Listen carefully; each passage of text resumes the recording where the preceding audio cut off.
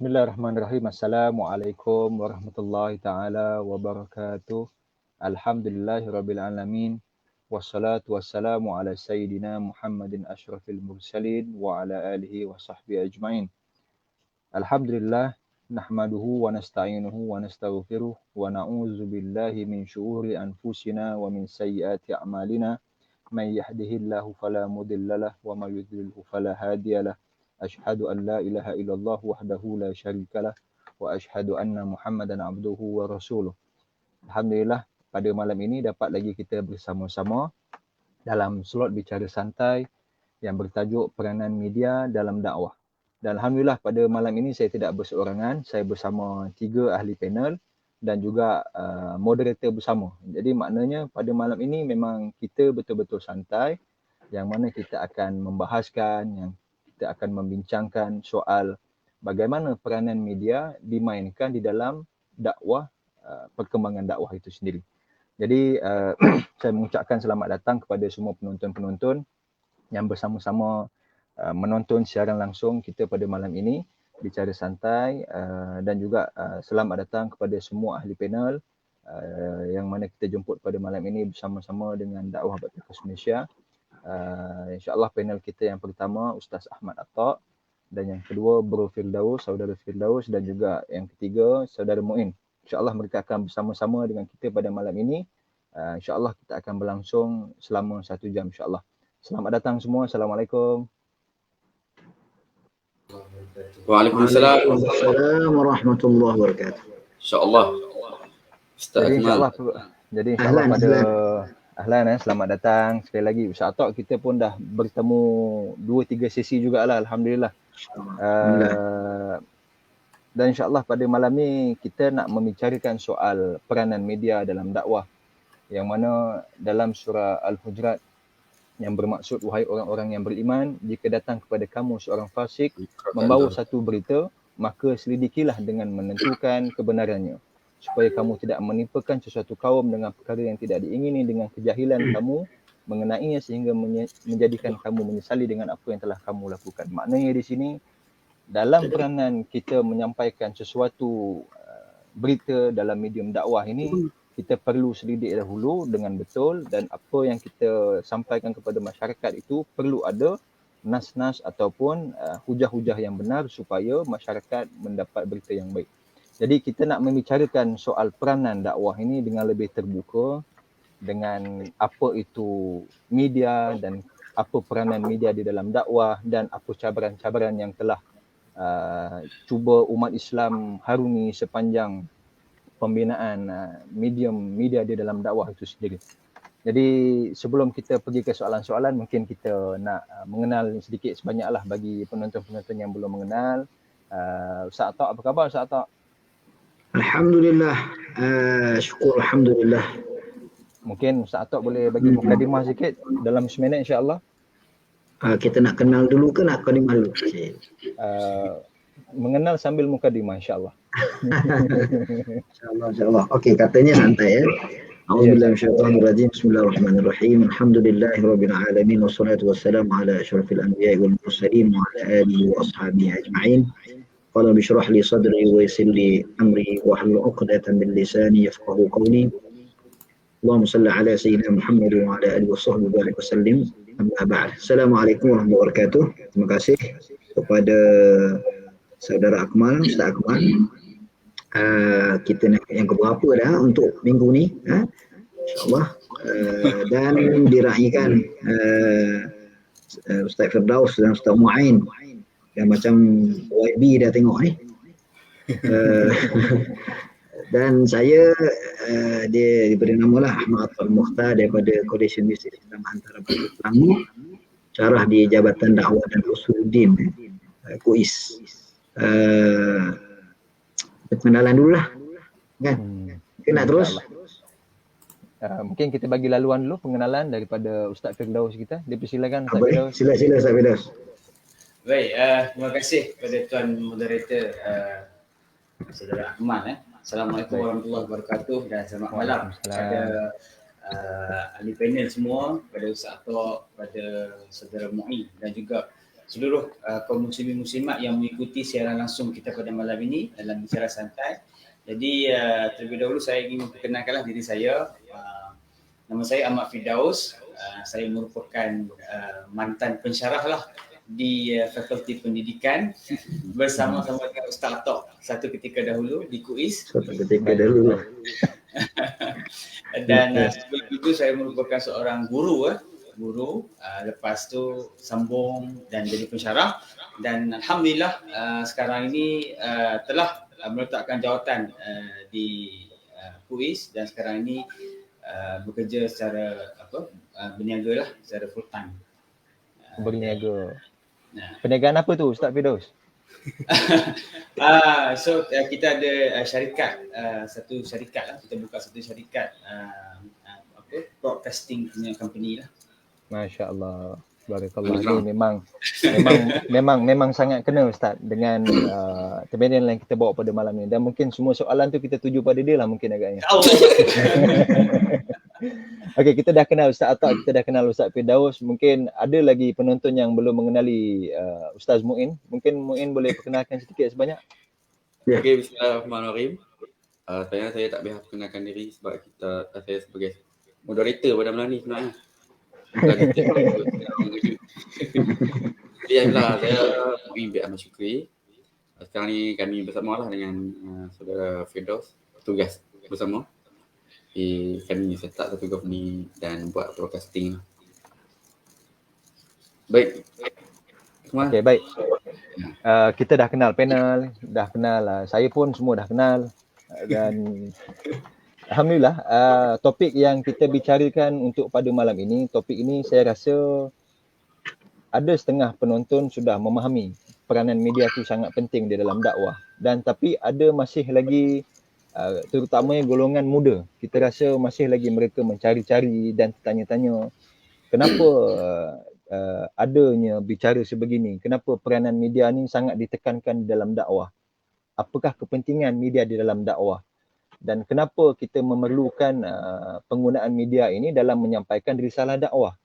Jadi mungkin kita nak tuju pada soalan yang pertama, peranan media di dalam dakwah ini tak lain tak bukan antaranya adalah untuk menyampaikan agama, untuk menyiarkan syiar Islam itu sendiri.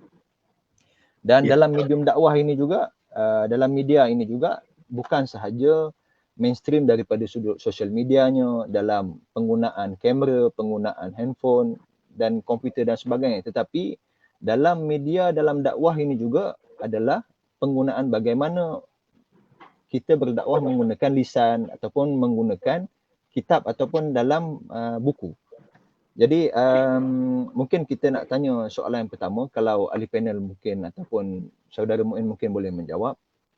Sejauh mana keberkesanan sosial media di dalam penyampaian medium dakwah ni? Mungkin ada panel-panel kita yang nak menjawab. Dipersilakan. Saya rasa bagi pada panel yang sebenar dulu menjawab sebelum saya menjawab. Silakan. Boleh kita jemput dulu Ustaz Atok untuk soalan peringkat awal ni yang dikemukakan oleh Ustaz Ahmad. Allah Akbar. Okey, baik. Terima kasih kepada moderator. Saya ingat soalan yang ditanya oleh moderator ni soalan dah macam nak penghabisan dah ni terus keberkesanan ni. Kita sekarang kita cuba rotate. Okey, saya cuba kita mulakan pertemuan kita pada malam ni dengan sebab saya adalah berkaitan dengan dakwah gitu ya. Baik. So kaitan dengan keberkesanan dakwah ni adalah berdasarkan apa yang disebut oleh Nabi SAW sendiri ataupun dengan firman Allah SWT sendiri tentang pertama kalau kita lihat sifat Rasulullah sendiri adalah tabligh. Jadi tabligh ni nak menyampaikan memerlukan kepada media alat. Kan. Jadi sifat Nabi itu menyampaikan pasti ada alat untuk menyampaikan. Tidak Nabi pergi ke langit maka Allah jadikan alat untuk sampai ke langit ialah dengan burak. Maka itu wasilahnya.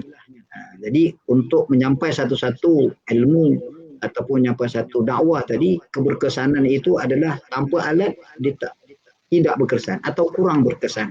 Kurang berkesan. Jadi dari sudut soalan yang ditanya, keberkesanan sosial media dalam medium dakwah ni adalah dakwah itu sendiri sinonim dengan media massa. Sebagaimana kalau kita lihat pada zaman Rasulullah itu tidaklah macam kita ada IT, tetapi kalau melihat dari sudut tradisionalnya, media ataupun alat yang digunakan pakai oleh Rasulullah itu bermacam-macam. Dia berkembang dari sudut perkembangan Islam itu, lagi berkembang Islam, lagi penggunaan itu dia semakin canggih dan mantap lah. Jadi dari sudut pandangan Islam tidak maknanya perkara ini adalah tidak dilarang, ataupun sebab sebahagian daripada masyarakat kita memahami bahawa seolah-olah dakwah ini tidak sinonim ataupun tidak selari dengan media ataupun dengan IT, dengan medsos yang kita sebut. Tapi bila kita sebut Allah Subhanahu Wa Taala menyebutkan dalam surah An-Nahl tentang serulah kepada manusia itu ke jalan Tuhan, ud'u ila sabili rabbika bil hikmah wal mau'izah hasanah wajadilhum billati ahsan. Ini sebenarnya ada elemen-elemen media, elemen-elemen alat dalam kita nak menyampaikan dakwah. Sebab untuk rukun dakwah itu sendiri dia kena ada tajuk, dia ada maudhu'nya. Macam contoh kita malam ni kita bicara santai, kita ada tajuk berkenaan dengan media massa. Kemudian kita kena ada da'i itu sendiri, dan pada masa yang sama kita sudah tentu ada audiens mad'u, dan seterusnya kita mesti ada message yang kita nak sampai. Selain itu juga adalah alat. Jadi perkara ini adalah penting dalam kita nak menyampaikan dakwah, sebab kita tidak boleh mengurangkan salah satu daripada rukun ini. Kalau kita kurangkan, kita keberkesanan. Sebab soalan ditanya keberkesanan media ini terhadap dakwah itu sendiri, maka tanpa alat media yang mengikut zaman. Zaman sekarang kita tahu bila sebut tentang media, saya rasa umur setahun, anak-anak kita umur setahun, 2 tahun dah sudah kenal dengan media, kenal dengan alat komunikasi dan sebagainya, penggunaan dan sebagainya. Berbeza dengan kita dahulu. Jadi dari sudut keberkesanan, kalau dari sudut dakwah bertepatan dengan rukun-rukunnya. Jadi itu sebagai pendahuluan dululah Ustaz Akmal, dan saya bagi peluang lah pada rakan-rakan Ustaz Firdaus semua untuk tambah sekiranya ada lagi. Dan terima kasih Ustaz Tok. Dan nak rasa mungkin saudara Firdaus mungkin ada nak tambah sikit berkenaan dengan yang tajuk tadi, keberkesanan sosial media dalam media dakwah.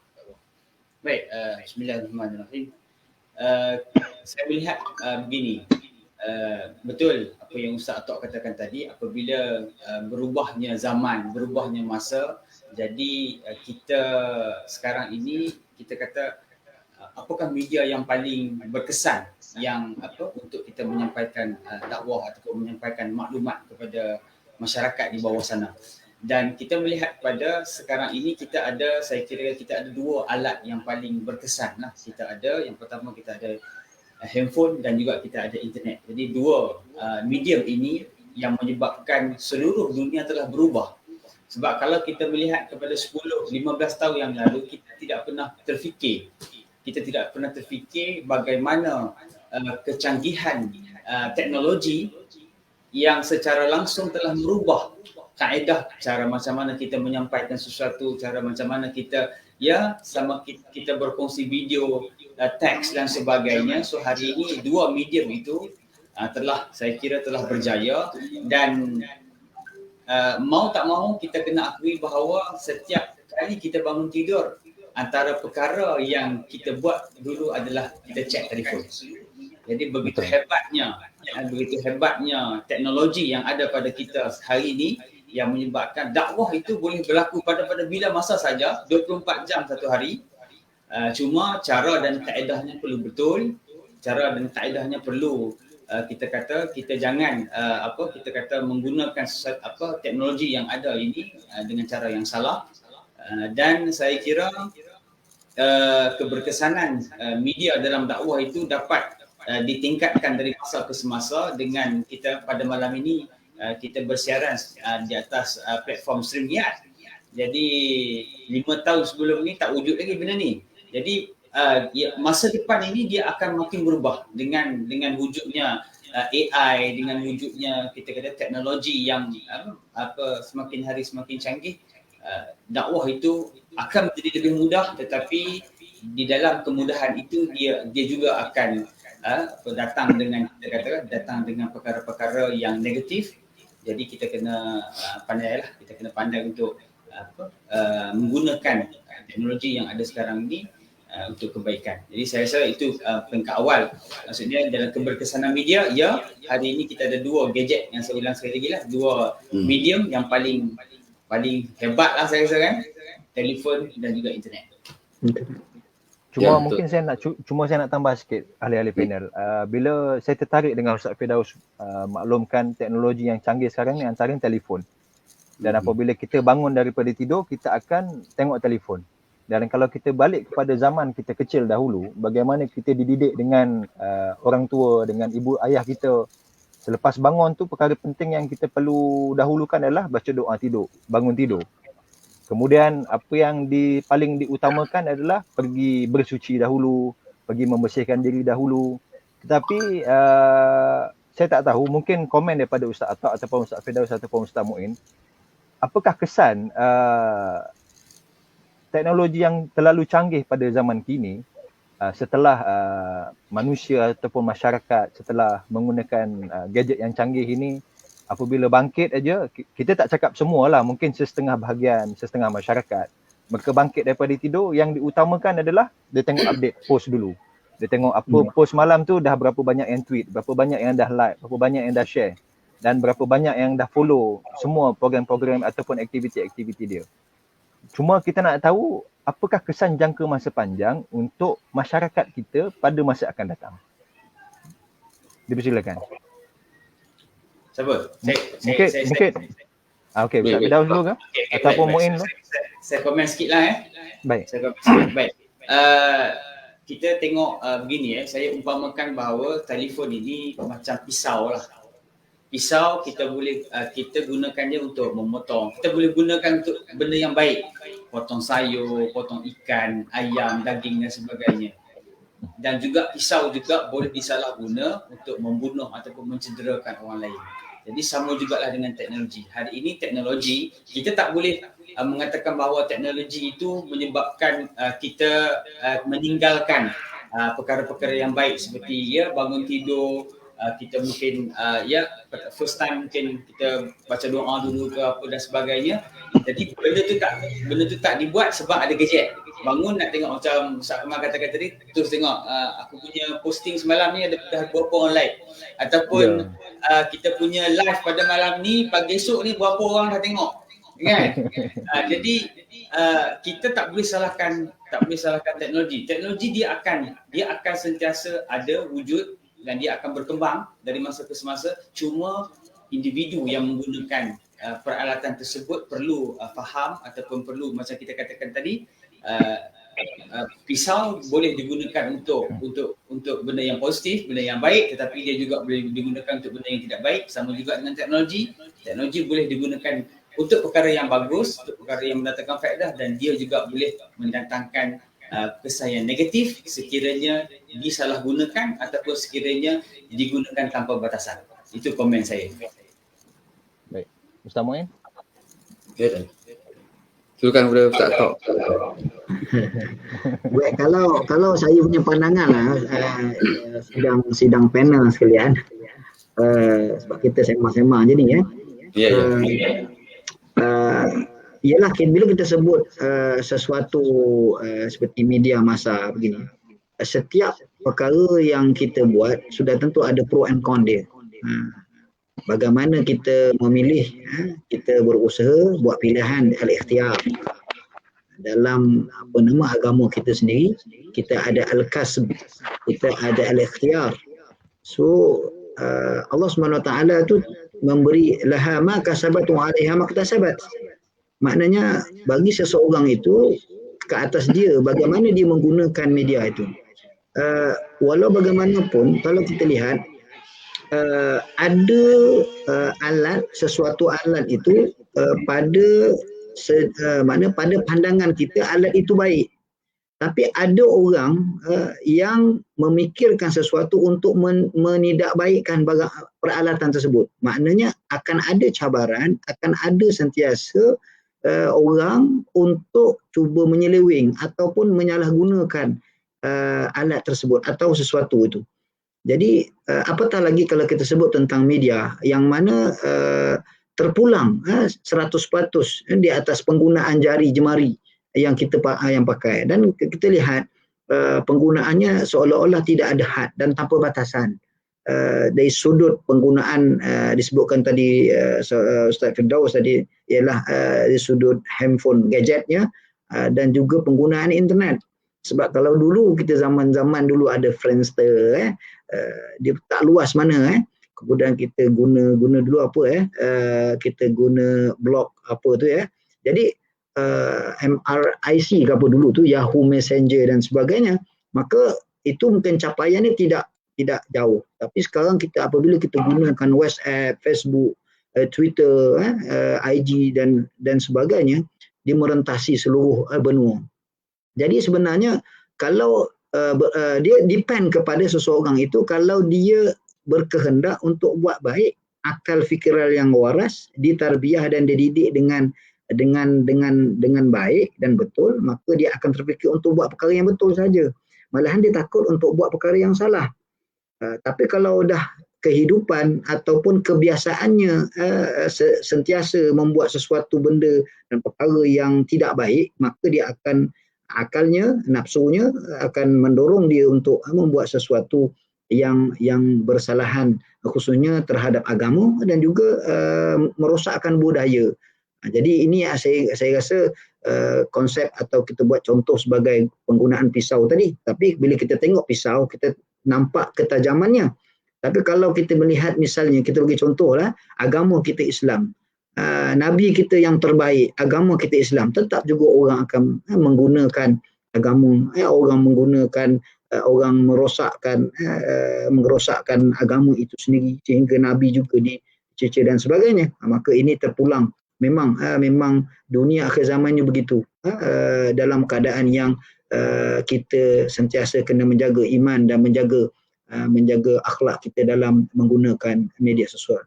Itu pada pandangan saya lah, insyaAllah. Okey, sebelum saya nak bagi Muin 7 soalan kepada panel kita, kita nak baca sedikit. Ada satu soalan Q&A daripada penonton lah di page kita. Soalan dia nak tuju pada Ustaz Muin lah. Jadi ni Ustaz Muin kena jawab. Ustaz Muin tak boleh tolak pada panel yang lain lah. Jadi soalan dia nak tanya, sekarang ni media menjadi salah satu medium dakwah. Ada juga medium sekarang disalahguna. Contohnya medium dakwah disalahguna oleh segelintir pihak yang menggunakan agama untuk meraih simpati dan menggunakan untuk tujuan kepentingan peribadi.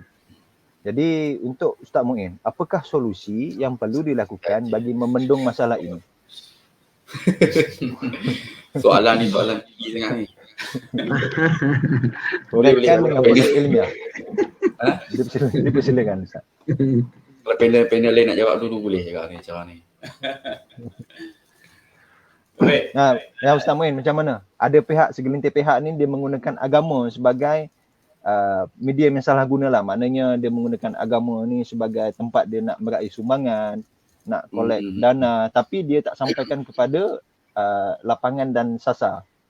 Mungkin Ustaz Muin boleh komen sikit. Itu elok Ustaz Atok soalan ni sebenarnya. Budak bidang dia. Tak tahu dia boleh cakap. Soalan yang ditanya ni berkaitan dengan medium dakwah Ya. salah guna. Macam kita sebut tadi lah, maknanya setiap daripada kita, setiap manusia ni dia ada pemikiran daripada dalam otak dia sendiri. Dia akan mencari peluang yang baik, dia akan fikir yang baik, dia akan cari peluang untuk buat baik. Kan? Jadi kita gunakan wa may ya'mal mithqala dzarratin khairan yarah ataupun fastabiqul khairat. Kalau bagi orang yang jiwanya ataupun pemikirannya, akal niatnya memang nak ke arah kebaikan, maka dia sentiasa menjadikan sesuatu di hadapan dia untuk buat kebaikan. Maka kalau tadi kita katakan contoh sekarang ni musim pandemik COVID dan sebagainya, kemudian tak lama lagi kita dalam keadaan orang ramai minta bantuan dan sebagainya.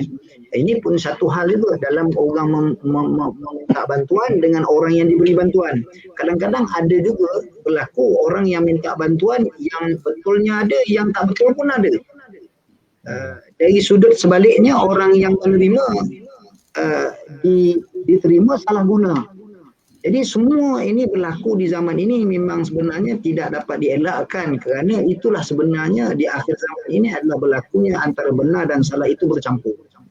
Jadi dalam dunia dakwah ini bagaimana kita nak memberi kepercayaan kepada masyarakat tentang bagaimana kita nak infak, kita nak sedekah, kita nak wakaf dan sebagainya, gunakan kaedah fatabayyanu. Ini Islam. Islam datang dalam memurnikan kita dan menjadi jalan bagi orang yang buntu dalam menyelesaikan masalah. Tapi kadang-kadang jadi masalah kita adalah apabila kita menghadapi masalah di dunia moden sekarang, ramai orang menidakkan agama. Kenapa tidak mereka menidakkan agama? Mereka tidak membaca Al-Quran dengan cara yang betul. Begitu juga merujuk kepada hadis yang cara yang betul.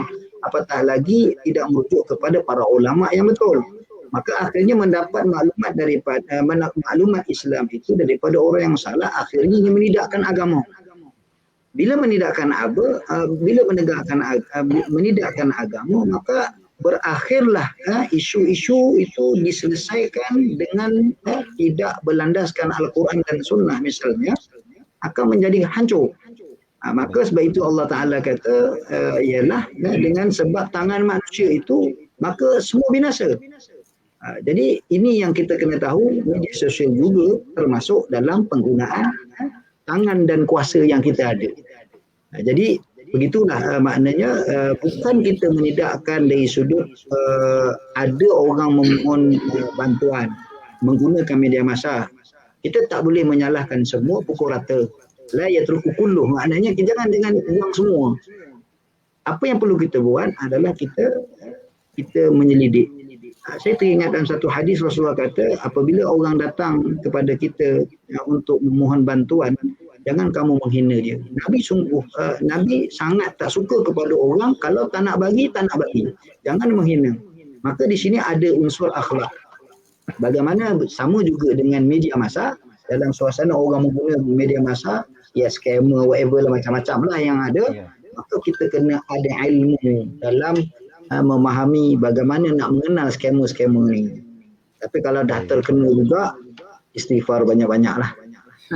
Allah Alam. Baik, Ustaz Akmal, saya komen sikit. Jangan komen sikit, banyak pun tak ada masalah. Baik, so apa yang dikongsikan oleh Ustaz Atok tu betul dan benar, dan saya juga bersetuju dengan pandangan beliau. Cuma saya nak tambah sedikit, sebenarnya penyalahgunaan media untuk tujuan peribadi lah, untuk tujuan pribadi ataupun apa-apa tujuan lah, sebenarnya dalam untuk menangani permasalahan ini, sebenarnya dia ada banyak entiti dalam permasalahan ini yang boleh kita sama-sama mengemblengkan tenaga. Contoh, kita ada SKMM, kita ada kementerian yang mengawal selia berkenaan dengan komunikasi dan sebagainya. Kita ada pihak berkuasa, polis dan sebagainya. Kita ada tribunal pengguna, dan sebenarnya banyak partis-partis ataupun entiti-entiti tertentu yang boleh untuk mengambil tindakan kepada sesiapa saja yang sekiranya didapati bersalah menggunakan media untuk macam sekarang ni kita tengok Makau scam, kita tengok macam-macam penipuan atas talian ataupun secara call dan sebagainya. Kita tengok hampir ratusan juta kerugian yang dialami oleh mangsa-mangsa ni.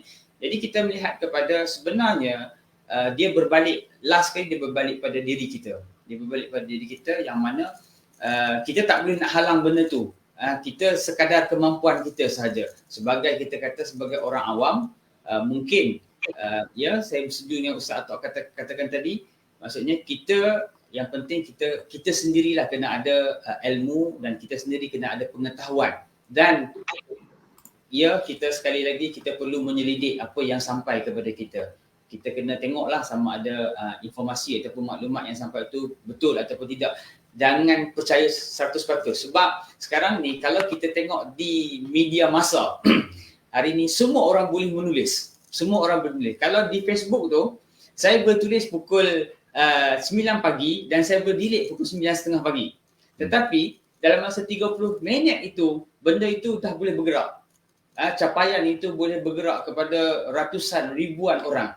Jadi dengan kita kata dengan zaman dunia globalisasi ini, sekali kita orang kata apa? Sekali kita post apa-apalah, sama ada di social media kita, sama ada di platform blog dan sebagainya ataupun website dan sebagainya, benda ini kalau kita tidak menilai dengan akal fikiran kita ataupun kita tidak menyelidik betul ataupun salah fakta-fakta yang diberikan itu, dan kita terus forward ataupun kita terus share dan berkongsi, dan kita juga sebenarnya menjadi sebahagian daripada orang yang mencetuskan kepada kita kata penipuan demi penipuan yang berlaku di alam maya ini. Jadi sebab itulah ia berbalik pada diri kita balik, maksudnya segala apa maklumat yang kita terima itu sepatutnya kita kena tapis dulu. Sebagai contoh kalau kita sebagai parent, ibu bapa.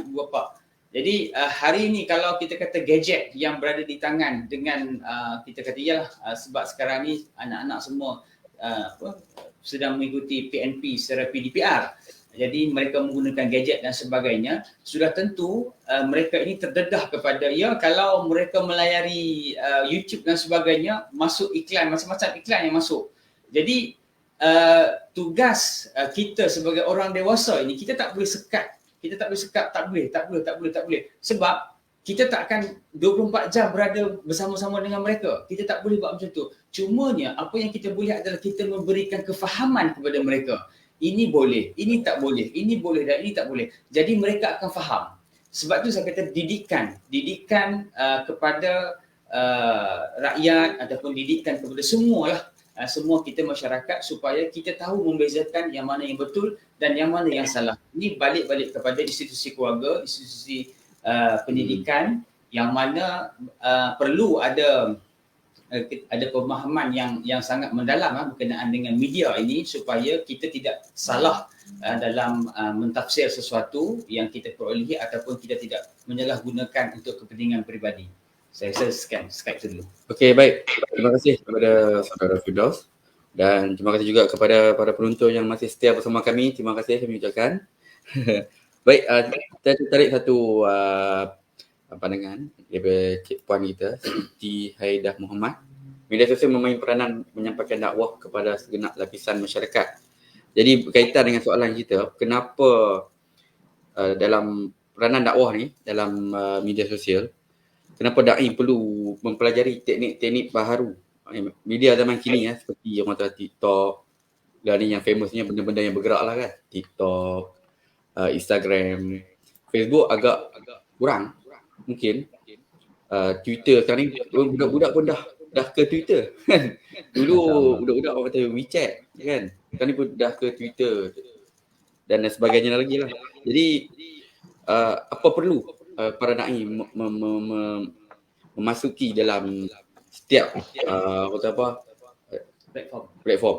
Ada Ustaz Atok pun lepas ni kan ada TikTok lah kan. Kalau dah ada beritahu, boleh kami follow. Kita bagi Ustaz Akmal punya laluan. Panel Ustaz Akmal lagi boleh laluankan dia.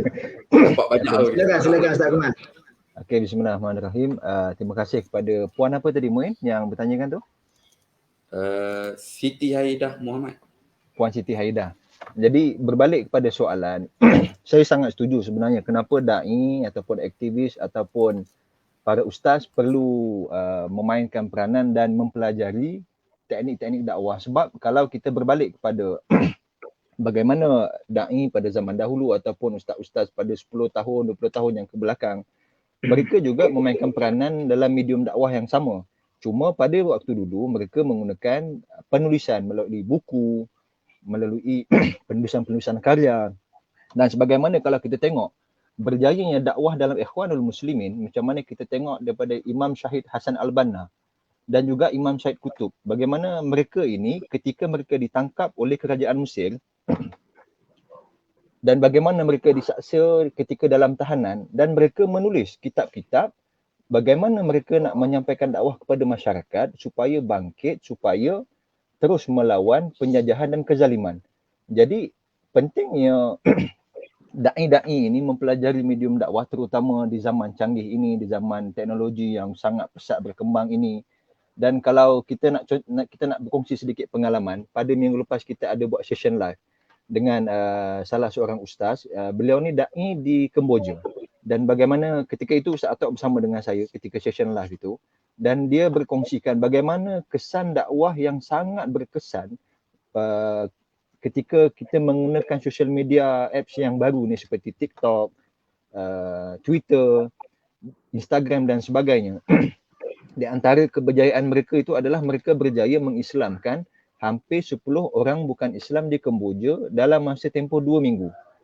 Dia kata itu baru tempoh 2 minggu, maknanya keberkesanan dakwah dan juga bagaimana da'i perlu mempelajari medium dakwah ini harus dipelajari dengan sebaiknya. Sebab apa? Kalau kita nak mengikut peredaran zaman, apabila masyarakat itu berubah daripada suatu masa kepada suatu masa yang baru, kita kena tengok juga faktor usia, kita kena tengok faktor siapa madu'un kita, siapa orang yang kita ingin dakwahkan.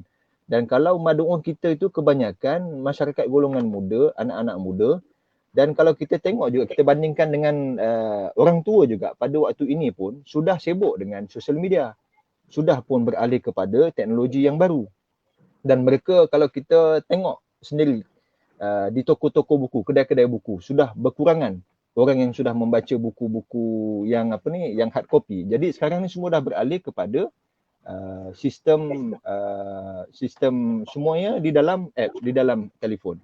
Jadi bagi saya, da'i aktivis ni memang sangat perlu mempelajari teknik-teknik baru, medium-medium dakwah yang baru, supaya penyampaian dakwah, wasilah yang Ustaz Atok maklumkan tadi itu sampai dengan jaya yang kepada madu. Wallahu a'lam. Baik, saya nak mencelah sikit boleh ya? Boleh, silakan. Berkenaan dengan apa yang ditanya tadi ialah memang dalam Islam sendiri kita perlu mengikut peredaran masa. Kerana Islam tu sendiri, kalau tersebut Rasulullah SAW sendiri memberi nama kepada Madinah, mudun, ketamadunan gitu. Selain pada namanya Tayyibah, baik itu kan. Kalau kita lihat daripada asasnya, bagi nama pada anak kita pun Nabi suruh bagi nama anak yang baik-baik. Itu menunjukkan bahawa kita ke depan, sehingga nama yang kita panggil itu memberi doa kepada anak kita. Jadi kalau saya melihat dari isu sekarang ni, kenapa perlu da'i ni menggunakan maknanya kena kata berbaik-baik dengan IT ataupun media yang baru. Pertama sekali ialah kita kena lihat pada akses dia. Maknanya dakwah tadi memerlukan kepada akses untuk kita masuk pada bidang supaya dakwah itu berkesan. Maka kalau akses tu mudah untuk orang boleh dapat mendengar. Kalau dulu kita ceramah di seorang masjid ada 10 orang, 20 orang, 100 orang aja. Tapi sekarang kalau digunakan YouTube misal kata, kita tengok berapa ramai view dan sebagainya, dan orang mendapat manfaat juta-juta orang. Jadi di sudut akses yang meluas, itu adalah satu medium. Kita kena tengok alat itu. Contoh tadi Ustaz Akmal menyebutkan tentang sekarang ni fenomena TikTok. Saya bila sebut TikTok takut. Sebab kita melihat bahawa TikTok ini kebanyakan yang kita lihat nampaknya negatif. Tapi bila setelah berkongsi pandangan dengan beberapa rakan yang mengatakan bahawa ramai sahaja di kalangan para duat yang menggunakan TikTok untuk berdakwah. Cuma di sini ada masalah, ialah cabarannya. Sebab kata saya pernah dengar Ustaz Don sendiri menyebutkan tentang kita bila buka satu-satu app tak kira apa TikTok ke Instagram ke apa. Sebelum kita nak bagi tazkirah, kita dah buka-buka tu dah macam-macam iklan apa benda aurat terbuka dan sebagainya. Itu macam mana kita nak tutup mata ataupun macam mana, ataupun sentiasa beristighfar kepada Allah Subhanahu Wa Taala kan. Jadi itu cabarannya bagi seorang dai, dan kita sebagai seorang dai bukan maksum. Para asatizah begitu juga bukan maksum, maka memerlukan kepada kekuatan imannya yang kental dan sebagainya.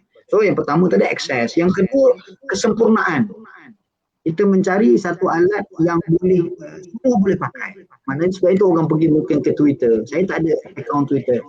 TikTok pun tak ada. Minta maaf start main memang tak ada. Instagram pun sama kan. Jadi kalau cari memang tak jumpa lah. Kalau Facebook pun jarang-jarang saya guna Bukan saya tidak mahu duduk dalam media massa. Bukan adalah mungkin disebabkan untuk cabaran itu saya belum bersedia untuk menghadapinya. Begitu. Dan bila kita mencari alat itu, seorang dai mencari alat itu, dia alat itu yang sempurna. Maknanya boleh kongsi, boleh akses. Contoh kita ambil WhatsApp yang saya biasa guna. Kita boleh forward, kita boleh simpan, kita boleh apa. Dan kalau kita gunakan Google Drive misalnya, kita boleh simpan dalam data dan sebagainya. Kalau dulu kita pakai pen drive, kita pakai CD kita ingat CD. Kaset Ustaz. Kaset, ya betul, kaset. Kalau putus rosak habis. Kalau CD calar dia tak boleh buka dah. Pen drive kononnya agak kuat tapi dah sekarang dah tak dah. Orang suruh pakai duduk di internet. Satu lagi Ustaz apa? Apa dia? Disket. Disket. Itu dah. Itu dia. Mana nostalgia, mana perubahan-perubahan itu zaman sekarang janganlah nak guna disket lagi. Kan? Dan kemudian yang ketiga adalah kita nak kepada dai mencari saluran untuk media massa ni yang mana media ataupun alat-alat yang boleh memberi feedback ataupun tindak balas yang segera dan cepat. Misal contoh kita buat sekarang live. Ada orang duduk dekat Amerika misal contohnya, dia boleh respon atau bertanya soalan direct saja. So ini dipanggil sebagai feedback atau tindak balas. Ini boleh kita sebut sebagai alat yang boleh sangat interaktif. Yang mana tindak balas di dalam media sosial ni penting. Dari sudut bukan dua hala, dia bukan satu hala tetapi dua hala. Contohnya kita ada like, kita ada komen dan sebagainya. Jadi ini para dai dia kena tahu penggunaan-penggunaan ini supaya keberkesanan dakwah itu lebih baik. Yang keempat dan yang terakhir iaitu mesti sampai. Jangan kita nak kita misalnya kita duduk sekarang berforum santai sebagainya, kita antaranya lah kita kena fikirkan bagaimana apa yang mesej kita nak sampaikan ini betul-betul sampai. Dari sudut penggunaan alat juga. Dan yang terakhir lah kolektiviti. Maknanya sasaran dakwah, memenuhi sasaran dakwah. Maknanya kita ada di luar sana, ada remaja, ada kanak-kanak, ada orang tua, ada orang yang pendidikan tinggi dan rendah sebagainya. Jadi kita sebagai seorang dai mesti kena ada soft skill dari sudut pengucapan awam, bercakap dan sebagainya. Ini antara 5 poin penting bagi seorang dai untuk memilih media massa yang Ya, saya setuju. Ya, sebelum saudara Muin nak kemuka soalan lagi, saya nak berbalik kepada soalan pada sebelum ni yang dibicarakan oleh Ustaz Firdaus berkenaan tentang apa tadi yang beliau mengatakan masyarakat perlu selidik dan cari berita yang benar berkenaan sources-sources yang disampaikan ataupun salah gunalah. Cuma saya nak tanya sedikit Ustaz Firdaus. Contoh macam tadi Ustaz Firdaus sebutkan berkenaan SKMM. Kalau ada masalah berkenaan penyalahgunaan, kita buat aduan. Dan kita tengok pun aduan yang dah diadukan kepada pihak kerajaan ataupun pihak berwajib sangat banyak. Bukan sahaja masalah isu media, malahan isu-isu kepenggunaan tentang isu makanan halal haram dan banyak lagi isu-isu masalah pengguna. Tetapi tindakan yang diambil oleh pihak berwajib, saya tak nak fokus kepada pihak manalah. Cuma mungkin Ustaz Firdaus boleh ulaslah isu ni. Dan tindakan yang diambil oleh pihak berwajib sangat slow dan sangat tidak membantu. Malahan yang lebih terkedepan adalah NGO Islam ataupun NGO yang bersifat kepenggunaan. Jadi macam mana komen Ustaz Firdaus? Baik, bismillahirrahmanirrahim. Jadi saya cuba jawab atas pandangan saya lah ya. Jadi kita melihat begini ya. Jadi kita melihat kegagalan. Kita bukan tidak ada undang-undang, kita ada undang-undang. Di Malaysia ni kita ada pelbagai undang-undang dan kita ada sangat banyak badan-badan yang menjadi penguatkuasa kepada undang-undang ini. Tetapi kenapa kita melihat aduan ataupun kita kata rayuan dan sebagainya daripada orang awam, tapi sejauh mana pihak-pihak yang terbabit mengambil serius kepada permasalahan yang dibangkitkan ini. Jadi isunya sekarang ini adalah isu kita perlu satu reformasi kepada setiap institusi yang diberikan amanah untuk menjalankan tanggungjawab ataupun yang diberikan amanah untuk menguatkuasakan undang-undang tersebut. Jadi di sini perlu kepada mereka yang mempunyai iltizam yang kuat. Sebenarnya kalau kita kata kita wujudkan lagi, mungkin kita wujudkan 10 lagi badan untuk menangani permasalahan ini pun dia tidak akan selesai sekiranya yang ditubuhkan itu orang yang diletakkan di posisi itu tidak bersungguh-sungguh dan tidak mempunyai iltizam untuk menangani permasalahan ini. Seperti kita ambil contoh seperti mana kerajaan sebelum ini kita digemparkan dengan kartel daging dan sebagainya ya. Jadi kita ada macam-macam penguatkuasa yang kita ada di Malaysia, tetapi kenapa masalah ini berlaku juga? Ya, dia kembali balik kepada sejauh mana individu-individu yang diberikan amanah itu menjalankan tanggungjawabnya. Jadi di sini saya rasa kita tidak perlu untuk mewujudkan lebih banyak lagi agensi-agensi. Cumanya saya kira pihak berwajib, pihak autoriti perlulah untuk kita kata semak dan imbang balik. Saya kira kalau tidak ada pegawai-pegawai yang perform ataupun tidak, saya kira boleh lakukan reshuffle ataupun pertukaran dan sebagainya, sebab kita melihat kepada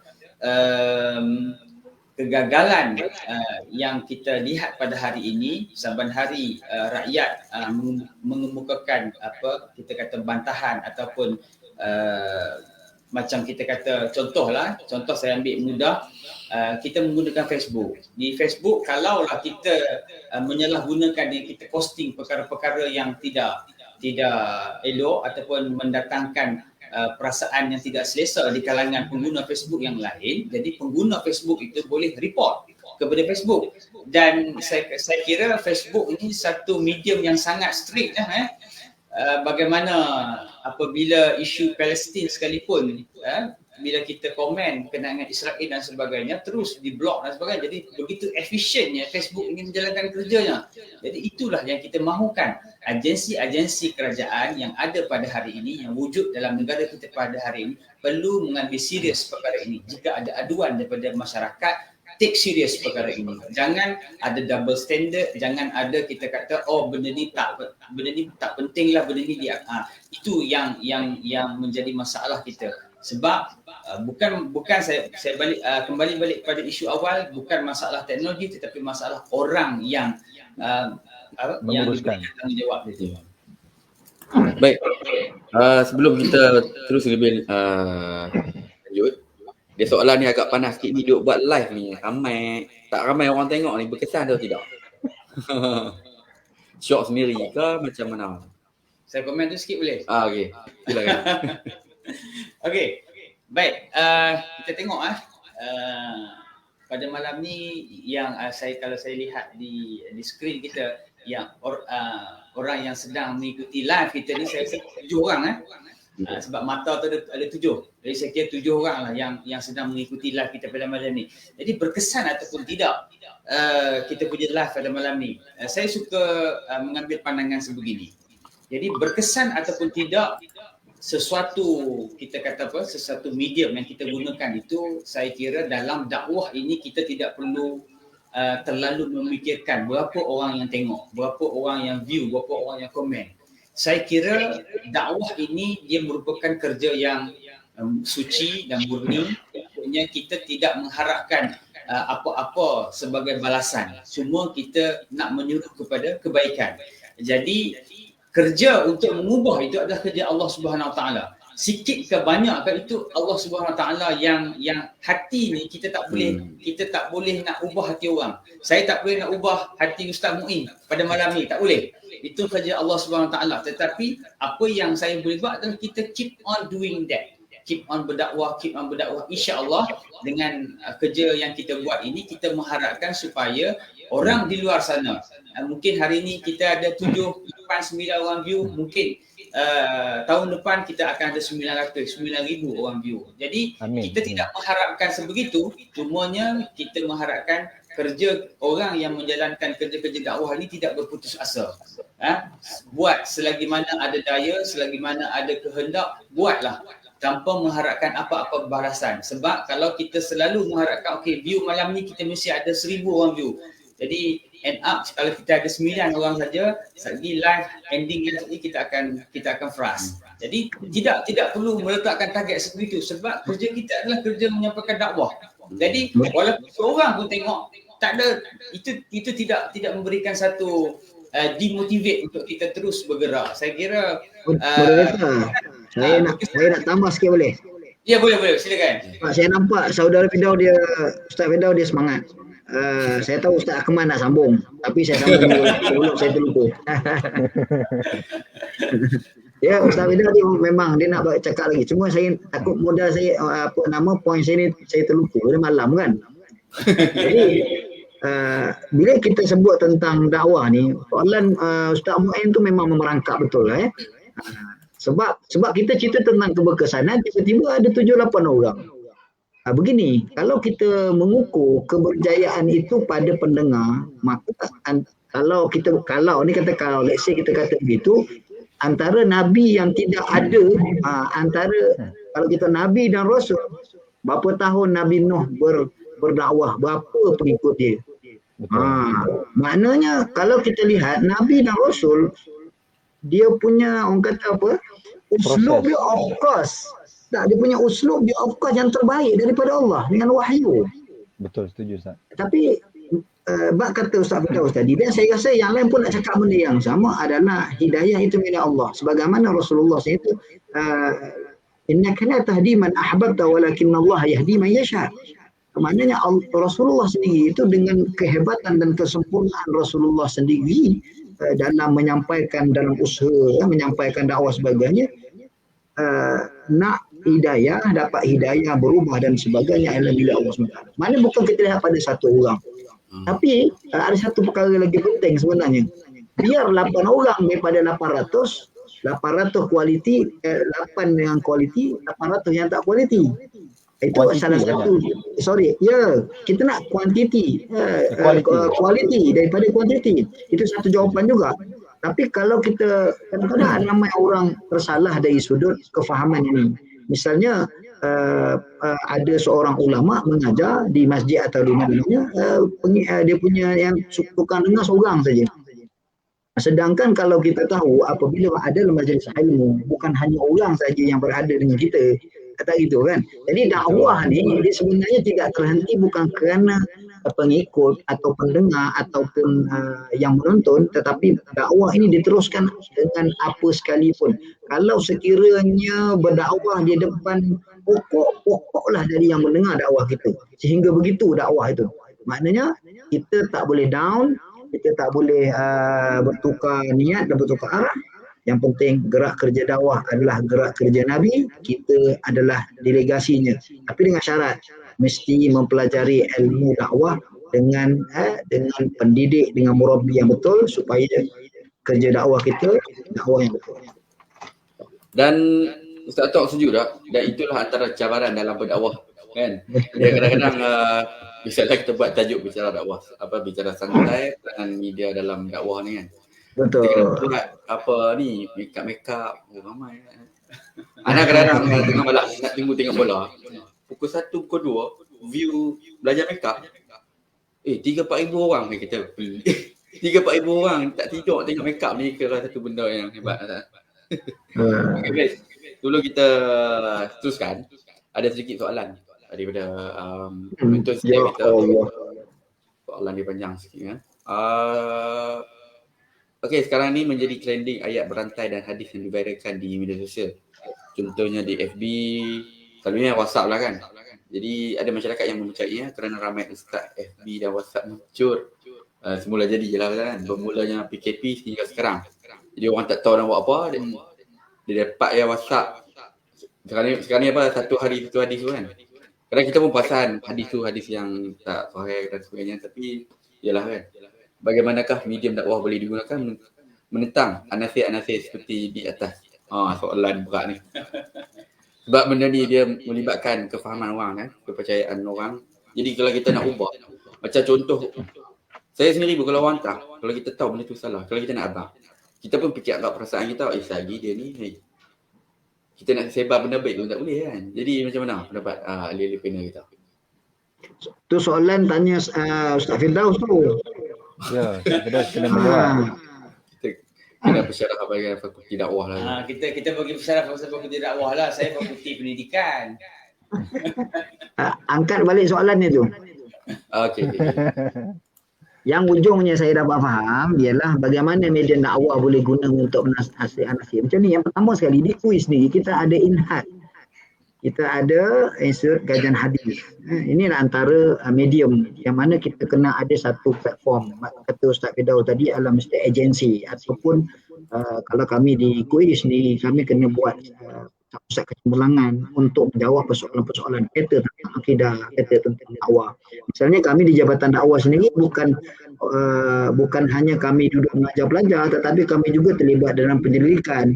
Sebab itu pelajar-pelajar kami daripada diploma sendiri, kita bukan hanya mengajar pelajar diploma degree begitu, tidak. Kami mengajar pelajar-pelajar ini bagaimana nak menyelesaikan masalah yang terkini dan masa kini dengan kita bagi mereka assignment dan sekarang ni menggunakan medsos dalam mereka mendapatkan maklumat isu-isu terkini, kemudian mereka membentangkan balik sebenarnya. Jadi pertukaran maklumat atau pertukaran kita dari sudut pertukaran maklumat tadi, kita mendidik pelajar-pelajar ataupun mendidik di sendiri masyarakat awam supaya isu-isu agama ini kita kena pulang kembali kepada yang autoriti.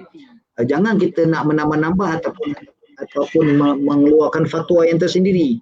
Maka kita ada agensi, kita ada jabatan agama, kita ada majlis agama, kita ada mufti, kita ada para asatizah dalam bab dakwah, dalam berkaitan dengan dakwah ini, kita pulangkan kepada para asatizah yang ada kemahiran dari sudut syariah, hukumnya. Dia contoh macam tadi hadis. Kita bagi pada pakar hadis. Jangan kita cari tukang sembelih lembu ke, ataupun jangan kita bagi tukang kayu. Maka akan jadi sesatlah jawapan itu. Maka isu-isu akidah serah kepada orang akidah, bukan kita serah kepada keyboard warrior. Jadi media massa maknanya di sudut contohlah kita di kuis banyak. Kalau kita nak ceritakan contoh, saya ambil di kuis lah, tempat saya lah. Kita ada contohnya isu penularan, cerita tentang bagaimana kanak-kanak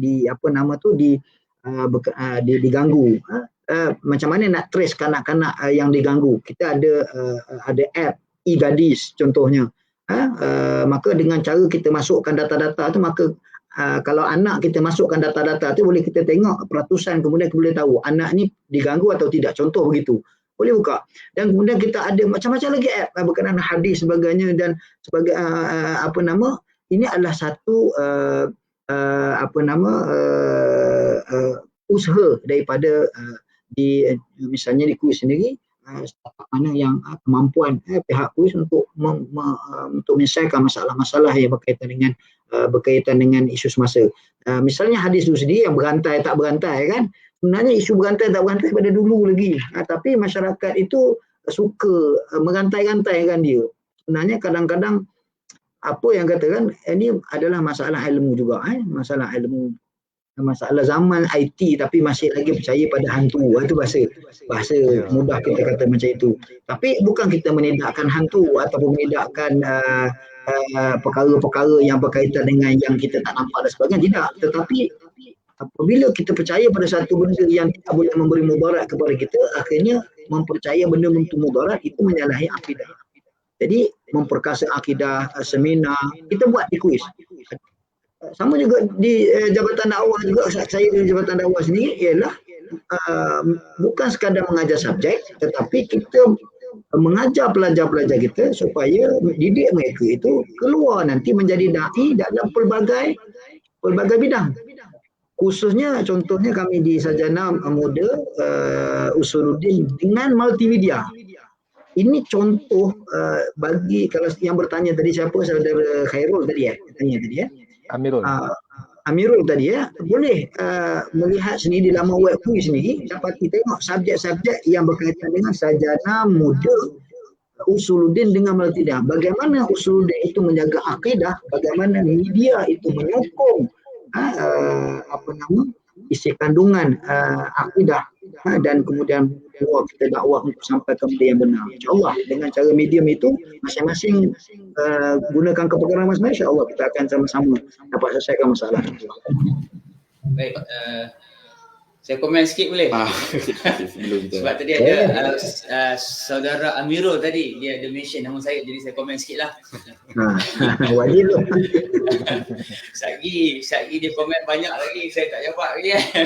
Okey, baik. Bismillahirrahmanirrahim. Jadi saya suka begini. Kalau kita soalannya tadi bagaimana kita nak mengekang anasir-anasir ataupun ialah yang berantai-rantai inilah.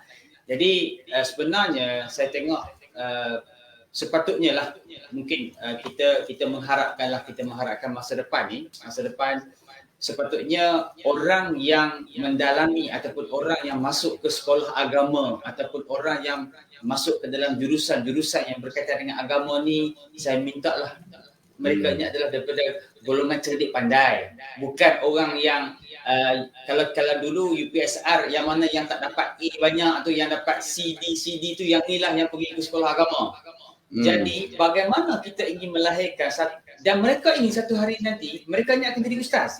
Bagaimana tahap kecerdikan akal mereka itu yang kita daripada peringkat rendah mereka orang kata tak habis belajar ataupun sebab kita perlukan yang cerdik pandai sebelum ini semua nak masuk ke dalam bidang-bidang berkaitan dengan sains dan teknologi. Kita meninggalkan orang yang bukan kita nak komen negatif, tetapi mereka-mereka yang tidak mempunyai kebolehan kecerdikan akal ini memilih bidang agama, dan ini bakal melahirkan kita kata generasi-generasi ustaz-ustaz yang kita melihat hari ini ramai yang kita kata tiba-tiba muncul di Facebook, muncul di media sosial, muncul di YouTube, menggelar diri mereka ni ustaz dan sebagainya, yang memberi kefahaman yang salah ataupun memberi interpretasi ataupun melakukan penghujah-penghujah dari hadis dan sebagainya mengikut orang kata akal mereka sendiri tanpa melalui satu kita kata satu proses pembelajaran yang rasmi, yang mana saya puji Ustaz Atok satu ketika dulu saya pun berada sekali dengan beliau di kuis, bagaimana di kuis itu dia melahirkan cuba untuk combine kita kata subjek teknologi dengan juga subjek agama. Jadi saya kira masa depan Malaysia sepatutnya kita mengharapkan kepada cerdik pandai ini masuklah dalam bidang-bidang agama, dalamilah agama. Sebab apa? Sebab kalau cerdik pandai tak masuk dalam bidang agama, so kita mengharapkan orang yang susahlah nak cakap benda ni kan, sebab tapi kita pun sendiri tahu benda ni kan. Jadi kita mengharapkan masa depan esok biarlah orang-orang yang dalam bidang agama ni adalah orang-orang yang memiliki kecerdikan akal, orang yang mempunyai orang kata IQ yang sangat hebat, supaya mereka ini dapat memberikan pencerahan kepada masyarakat di bawah. Baik, dia tertarik sikit yang dengan Ustaz Atok sebut tadi, ada apps-nya, hadisnya, dan rupanya ada di website kuis maklumat-maklumat seperti betul. Itu antara benda yang baik, yang bagus, yang harus kita wawarkan sebenarnya kan. Kadang ada juga orang-orang muda yang minat kepada jalan dakwah ni, tapi kadang dia tak tahu nak dapat maklumat tu kat mana kan. Kadang kalau kita tag kat Google pun ada naik yang susah, kebanyakan yang daripada Indonesia kan. Jadi boleh lepas ni kita explore sikit website kuis dan kita boleh banyak. Dan Okey, dan baik. kejap Muin, bila berkenaan tentang social media dan apa tu app-app dan sebagainya, kita lihat sekarang trend sekarang ni masyarakat terutamanya golongan muda, mereka lebih gemar mengikuti berita-berita daripada artis ataupun kita nak kata bagaimana macam apa yang dikatakan artis itu lebih diangkat tinggi daripada golongan agamawan. Mungkin Ustaz Firdaus ataupun Ustaz Atok boleh komen dengan isu sebegini. Dan kenapa boleh terjadi sampai sebegini dia?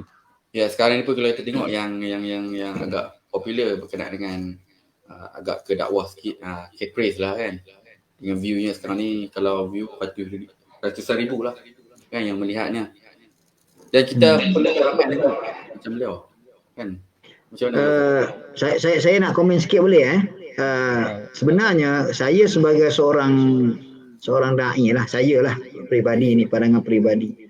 Saya tak terkesan dengan apa yang mana tak menjadi satu kekecewaan ataupun satu perkara yang merendahkan ataupun suatu benda yang menjadi cabaran yang hebat kepada saya bila melihat bila ustaz bercakap berapa orang yang dengar ataupun follower ustaz tak ramai, tak macam kumpulan-kumpulan atau orang-orang tertentu. Tak, bagi saya itu tidak, kerana Allah Subhanahu Wa Taala memang begitu. Wa qalilum minal akhirin. Allah Taala kata orang-orang yang terpilih adalah golongan-golongan yang sedikit. Sebab Allah nak pilih golongan yang benar-benar beriman pada Allah. Jadi nak benar-benar beriman pada Allah, dia yang memilih. Macam tadilah Ustaz Muin kata, nak search benda-benda yang baik-baik ni payah, tapi benda yang tak baik tak payah share, dia datang ke hadapan. Jadi ini adalah kita tak dapat nafikan di zaman akhir zaman ini begitu keadaan dia. Namun walau bagaimanapun kita kena usahalah untuk dapatkan view, untuk dapatkan itu kita usaha. Cuma jangan sampai kita kecewa hingga gerak dakwah kita terbantu dan terbatas. Jangan kita kecewa. Sebab dalam Quran banyak tempat Allah SWT kata apabila kita bergantung kepada Allah, jangan ada kekecewaan, jangan ada ketakutan, kerana Allah bersama dengan kita dan kita bertakwa pada Allah supaya walaupun pada mata kita mungkin view 2-3-4 orang, tetapi dengan 2-3-4 orang dia dia sebarkan, share yang bahagian itu lebih ramai. Contoh, saya bagi satu contoh dakwah Nabi Yunus. Kan Nabi Yunus kecewa, kemudian kita tahu kemudian Allah gantikan satu kaum yang beriman dengan dia lebih besar daripada kaum yang melawannya. Tak gitu Jadi kita mengharap bahawa para dai dan para duat sentiasa, bukan kita menafikan tentang view tadi, tetapi kita mengambil faedah ataupun menguatkan strategi kita untuk menggunakan medsos yang lebih baik. Kalau kata tadi perlu kepada akaun TikTok, tak lama lagi saya mungkin buka akaun TikTok lah. Begitulah maknanya. Tapi saya tak beritahu semua orang ni, saya akan buka lah. Sebab bila kita nak berdakwah tak perlu pun perlukan kepada man qala kan, ma qala begitu. Tak perlu kenal orangnya, tapi ma qala itu yang penting. Apa yang disebut, dikata itu perlu kita amalkan sekiranya ia baik. Itu komen saya lah. Ya. Saya TikTok Ustaz Atok kena bukalah akaun TikTok sebab ada soalan berkenaan dengan menari-menari laginya dekat TikTok. TikTok ni bagi kami yang main media sosial ni agak medan yang sosial lah. Yang sosial dan berkesan sekarang ni. Tapi dia ada juga kelemahan dia sebab dia terlalu terbuka. Ya, betul. Mungkin boleh share sikit cabaran apa berkenaan kalau TikTok tu, antara cabaran-cabaran dia. Kita bagi Ustaz jawab ada cabaran dia. Okey, sebelum ke Ustaz Firdaus, Ustaz main dulu. Okey. Antara cabaran dia tu, bila kat TikTok ni semua tu tahulah kan. Dengan wanita. Kami tak tahu sebab kami tak ada akaun. Boleh download lepas ni. Sebagai da'i kita kena tahu cabaran kita untuk Betul. dakwah kan. Dan kita kena Betul. alami dunia tu. Jadi bila kadang ni memang orang tak tahu. Kadang wanita-wanita di luar sana, adik-adik kita, dia menari kan dan sebagainya lah, buat perkara-perkara yang tak boleh. Dan kadang sebenarnya memang mereka tak tahu. Jadi macam mana kita nak sampaikan kepada mereka tu, dengan kaedah macam mana dan macam mana kita nak masuk. Dan kita pun tahu kalau orang muda dia sangat membentak lah kan. Kalau kita masuk tak kena cara, ni apa ni, tak boleh. Macam mana? Ada pendapat ke pada panel kita? Dengan Tak tahu dia nak menjawab dah tu. macam nak jawab tu kan. Dah simpan dah kita tadi tu. Dan ada setengah orang bila kita bagi teguran dengan cara baik, dan dia memang berubah. Dan sebenarnya ramai yang tak tahu kata benda tu yang tak boleh, kan? Macam mana kita nak beritahu benda yang tak boleh kepada mereka yang mau buat boleh? Baik. Macam Ya, kalau kita buka di TikTok tu, saya kira 70%, 60%, 70% Wanita. adalah wanita, dan juga dan yang mendedahkan aurat itu kita kata hampir mencecah 60-70% juga, dan juga yang mana yang pakai tudung pun tetapi dia punya kelakuannya itu tidak sopan, Islamik. tidak Islamik. Jadi jika kita ingin membuat ini, pada pandangan saya maksudnya benda itu sebagai satu cabaran yang mana kita itulah orang yang kita nak selamatkan. Kalau kita nak pergi yang senang-senang ni, kita pergi dekat sekolah agama yang pakai tudung labuh, Tempat memang yang orang nak lah. tempat yang orang memang Orang yang nak dah pada Islam tu kan. Orang yang mencari. Orang yang mencari itu sangat mudah. Tapi bila kita nak berdakwah, sebab tu dah saya suka ulang balik apa yang saya katakan tadi, hanya Allah sahaja yang mampu untuk mengubah hati seseorang itu. Tapi kerja kita adalah kerja berdakwah. Tapi saya petik balik kata-kata Ustaz Tok tadi lah, iman kita kena kuat lah. Kan? Seolah-olah macam kita masuk dalam pub ataupun disco lah kan. Tengok menari dan sebagainya. Jadi sekarang Sebab orang kata rumah kalau takut buat tepi pantai, jangan buat. Jadi saya tak buat TikTok tu, buat itulah dia cewa. Tapi perlu saya kira perlu kepada betul. pendakwah kita pada masa kini untuk turun ke medan itu. Kalau kita hanya memilih tempat-tempat yang bagi kita sesuai, bagi kita selamat. Ya, betul. Kurang sabaran. Ya, kurang ancaman kepada kita. Jadi kita akan biarkanlah mereka-mereka ini terus hanyut. Dan kita akan hilang generasi muda ni. Dan cuba kita tengok sekarang ni lah kan. Hari tu viral seorang perempuan di Kelantan yang mengatakan bahawa dia tidak suka solat. Dia bangga dengan dia tak solat. Dia bangga dia tak solat. Orang zaman sekarang ni tak solat dah. Kan?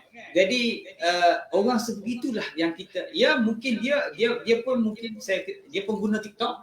Ya. Kan? Dia pengguna TikTok dan dia juga pengguna social media sekarang ni. Jadi perlu kepada dai ataupun pendakwah sekarang ni cuba untuk menyelangi mereka ini bagaimana. Saya nak celah. Walaupun saya panel, saya nak tanya soalan sebenarnya ni. Sebab panel-panel di hadapan saya ni memang pakar dengan media lah kan. Okey. Bila mana dalam isu tadi disebutkan tadi yang Kelantan tadi, saya ingat bukan isu dia je, banyak orang lain. Saya nak tanya. Kalau sebab zaman sekarang dulu kalau kita duduk dalam media, kita keluarkan duit untuk dapatkan internet, whatever sebagainya. Sekarang, lagi kita buat hal, lagi duit masuk. Adakah kita bagi komen, adakah kita komen dan bagi bantu dia, akhirnya follower kita tadi kalau 1,000, 2,000, 3,000, bila kita komen dekat dia, mendapat view dekat dia dan menambah pendapatan dia. Okey, saya nak beritahu. Itu satu soalan. Macam mana nak selesai? Kedua, faktanya, dalam agama Islam, dalam isu dakwah ni Rasulullah sendiri bila sampai satu tahap dah melampau, Rasulullah kata apa? Lakum dinukum waliyadin. Nampak tak? Lakum dinukum waliyadin. Jadi orang-orang macam ni, contoh disebut tadi, kita tak sebutlah negeri mana ke, Kalau ada orang-orang sifat macam ni, seorang da'i, apa dia sifat pada Nabi SAW yang ada adalah fatanah. Rasulullah tak layan semua benda itu dengan ikutan layanan dia. Rasulullah akan bercakap dengan apa yang Rasulullah perlu bercakap. Bermaksud, tidak semua orang yang buat kemungkaran tu kita nak tegur semua dengan secara begitu. Tapi saya nak tanya ni dalam panel yang ada ni, sejauh mana teguran kepada orang-orang macam ni di media masa sebenarnya nak menarik perhatian dan nak dapatkan view. Macam mana nak selesai masalah? Ini soalan daripada panel kepada panel. Panel Akmal. Kita bagi soalan Ustaz. Silakan. Baik. Pandangan saya lah. Pandangan. Pandangan saya. Pandangan peribadi. Okey. Ya, sekarang ni lagi banyak kita kecam, lagi sonok dia. Lagi sonok betul. dia. Lagi banyak kita komen, lagi banyak kita komen tu bukan komen puji, komen maki. Dia lagi sonok. Sebab dia pegang kecaman itu satu cabaran untuk menuju kejayaan. Ya, betul. Betul. Okey, so macam mana nak selesai tu? Baik, mereka ingin menggunakan yang pertama apa kita kata bad marketing lah. Bad marketing, mereka menggunakan bad marketing untuk mereka memperolehi ganjaran-ganjaran tertentu. Jadi perkara yang pertama sebab itulah kita perlukan satu masyarakat yang memahami perkara ini dengan lebih mendalam. Yang pertama, contoh, kalaulah katakan seorang tu menggunakan social medianya untuk membuat perkara-perkara yang salah dengan harapan supaya orang kecam ke, orang apa, supaya rating dia naik dan sebagainya. Jadi kita di sebagai audiens, perkara pertama yang kita boleh buat adalah dengan tidak mengikuti, tidak follow, tidak lihat perkara-perkara yang dia buat. Itu benda basic yang kita boleh buat. Sebab kalau kita tak tengok, kalau kita tak komen, rating dia lama-lama akan turun. Sebab itu kalau kita lihat di negara kita, orang yang sama, individu yang sama ataupun individu yang sering berlega-lega dalam media sosial ini sering membuat provokasi supaya nama dia itu kekal disebut ataupun isu-isu yang berkaitan dengan diri dia itu kekal dalam masyarakat. Sebab dia nakkan rating itu. Sebab daripada komen, daripada itu dia menjanakan pendapatan.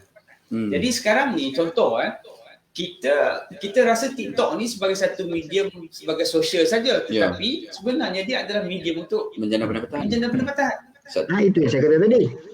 Jadi sebab tu kefahaman masyarakat terhadap sesuatu platform itu perlu diberikan penjelasan yang lebih supaya kita tidak encourage mereka ini untuk buat tu. Kalau kita faham, Ustaz Atok faham, Ustaz Akmal faham, saya faham, Ustaz Mu'in pun faham bahawa okey, kita tak perlu layan macam Ustaz Atok kata-kata ni, kita tak perlu layan.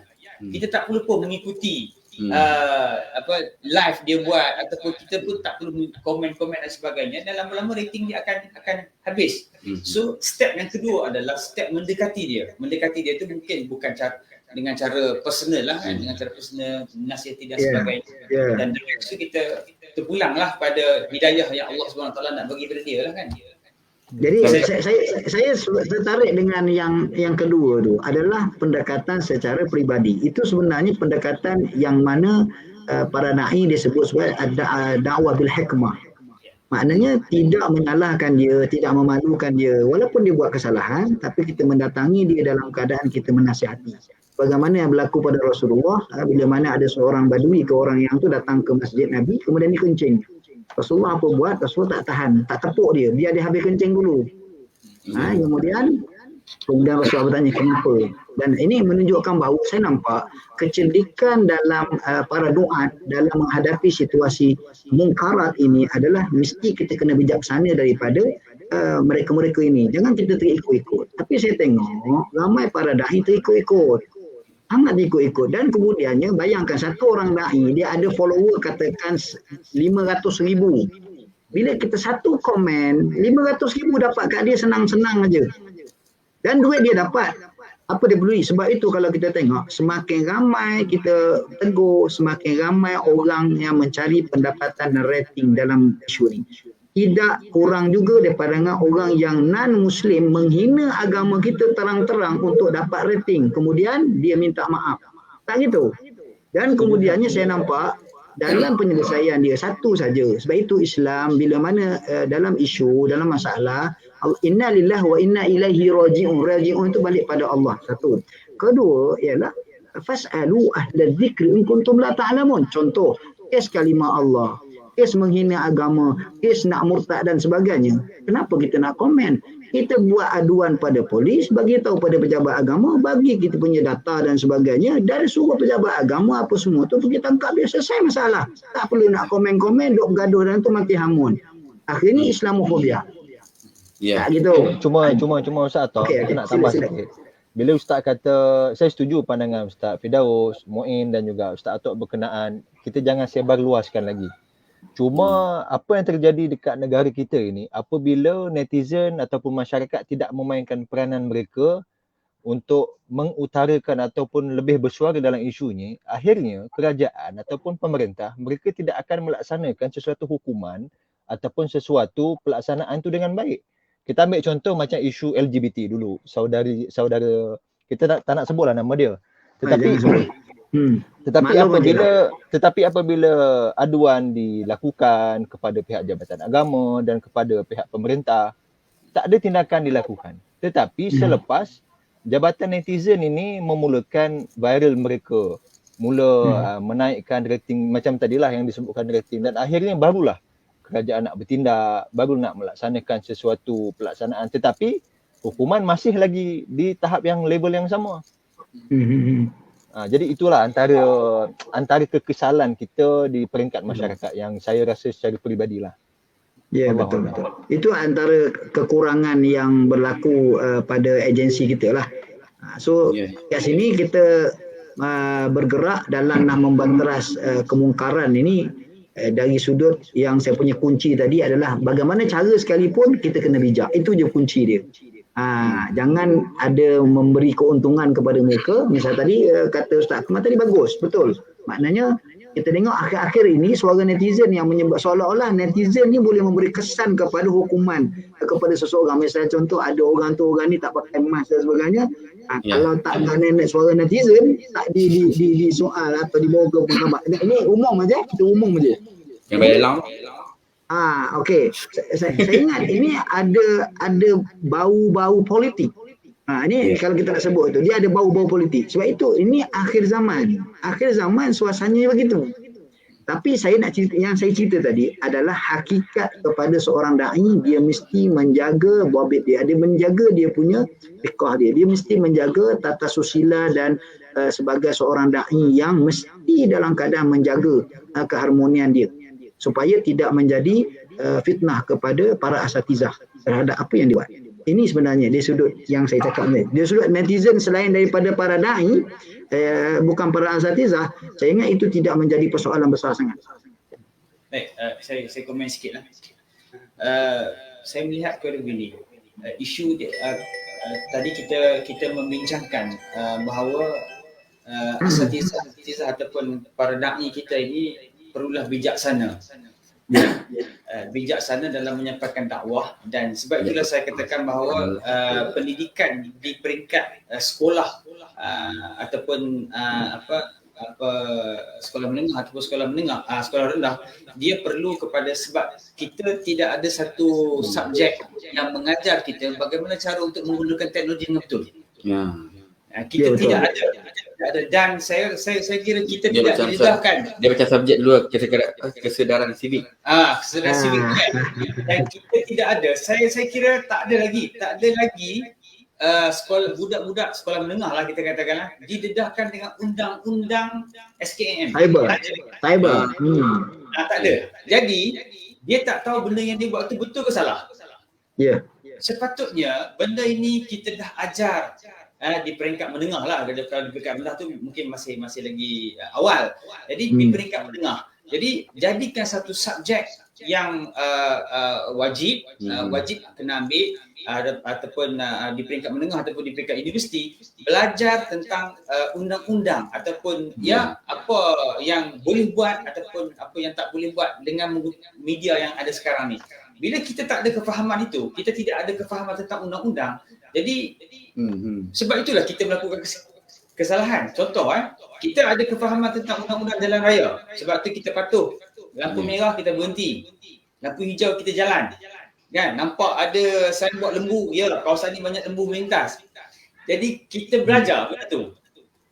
Sama juga sebab kita tidak ada satu sistem kurikulum yang mana memberikan penekanan kepada rakyat Malaysia bagaimana untuk menggunakan media dengan baik. Sebab itulah kita menghadapi banyak masalah sekarang ni.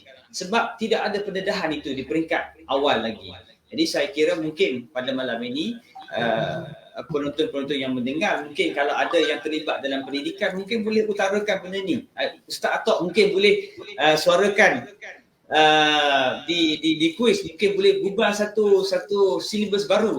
Mana tahu kan? Sebab kita perlukan kepada pelajar-pelajar ataupun sebab Ustaz Atok sendiri pun ada tak melalui pendidikan formal tentang undang-undang SKMM? Begini, dia tidak macam contohnya saya duduk di Jabatan Dakwah dan Usuluddin. Kalau tiba-tiba ada subjek undang-undang cyber, dia tak kena lah. Macam contohnya kita belajar di sekolah menengah agama Arab, tiba-tiba ada CV. Macam dia tak kena tau. Tapi ditukar kepada akhlak dan tasawuf. Contoh gitu. Jadi kalau misalnya para da'i sendiri, sebenarnya sebab itu saya sebut tadi di pertengahan tadi, saya kata orang da'i, dia bukan nak jadi da'i macam tadi ada sebut tadi, ada panel sebut. Kita bukan senang-senang nak jadi da'i macam itu, tidak. Itu satu kesilapan. Sebenarnya da'i perlu ada ilmu. Sebab itu di mana-mana kita tengok universiti ada jabatan dakwah, ada jabatan usuluddin. Kenapa? Kerana kita nak belajar bidang itu dengan baik, dengan betul, secara menyeluruh. Ada metodnya, ada usulnya, ada usulnya, ada manhalnya, komunikasi dakwahnya, dia semua ada tu. Tapi disebabkan orang semua nak rentas, nak orang kata apa, nak naik burak semua sekali. Nak jadi seorang da'i semua, nak jadi semua ustaz belaka. Tapi tidak melalui proses itu. Satu. Ilmu, ya. Semua nak jadi PU. Itu saya itu terpulanglah pada siapa nak jadi apa PU ke apa ke kan. Tapi saya nak beritahu bahawa yang seronoknya Zat, dia tak put PU yang dekat kuis tu. Dia tulis PU dekat Facebook dia sendiri.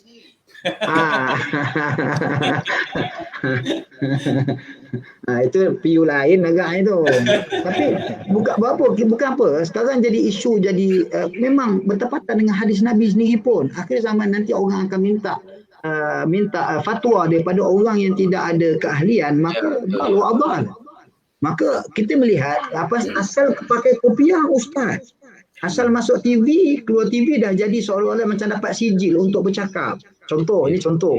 Walaupun agak panas sikit, saya pun duduk laikon ni. Okay. Jadi sekarang ni isunya apa? Ilmu.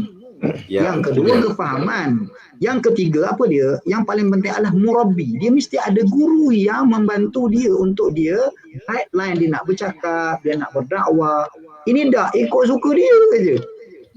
Kalau dia asal pandai cakap, ada asal penampilan bagus sikit, kemudian dia bercakap. Tapi akan ada timbul nanti, dia akan timbul di kalangan para asatizah akan menjadi fitnah.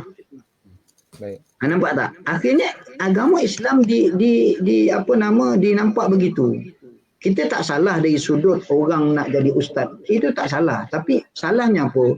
Para da'i itu sendiri menahan diri daripada untuk menimba ilmu dakwah sendiri. Saya nak beritahu, ada orang salah faham. Dia belajar usuluddin contoh, ataupun dia belajar kandungan daripada ilmu tafsir ke hadis sebagainya. Dia lupa satu. Itu adalah isi dia punya dipanggil mentah, bahan mentahnya. Metodnya di dakwah. Tak gitu. Kita jadi pakar hadis, pakar apa semua jadi ilmu-ilmu lain. Dakwah ini kan dia menjadi satu alat kepada ilmu-ilmu lain tu. Ilmu Quran, ilmu hadis tu nak sampaikan. Contoh saya bagi satu-satu lagi . Kita tahu satu hadis. Hadis itu katakan hukumnya haram. Takkan tiba-tiba kita jumpa orang tu, engkau ni haram. Engkau ni kafir. Adakah begitu? Orang yang tidak belajar metod, dia akan buat itu. Ini menjadi fitnah kepada agama. Nabi ajar kita bukan kontennya juga, konten dan dakwahnya mesti selari. Ini kena belajar. Dekat kuis ada jabatan dakwah. Boleh datang. Okey. Baik Ustaz. Kalau kita nak teruskan ni agak panjang. Tajuk dia agak best rupanya tajuk ni. Soalan pun daripada handphone pun banyak yang mungkin orang agak segan di komen di Facebook. Ada juga yang hantar komen-komen soalan-soalan di WhatsApp dan sebagainya. Jadi kita nak tutup malam-malam ni tengah-tengah rancak panas ni walaupun aircon. Iyalah. Dah pakai blender masih sejuk. Masih sejuk.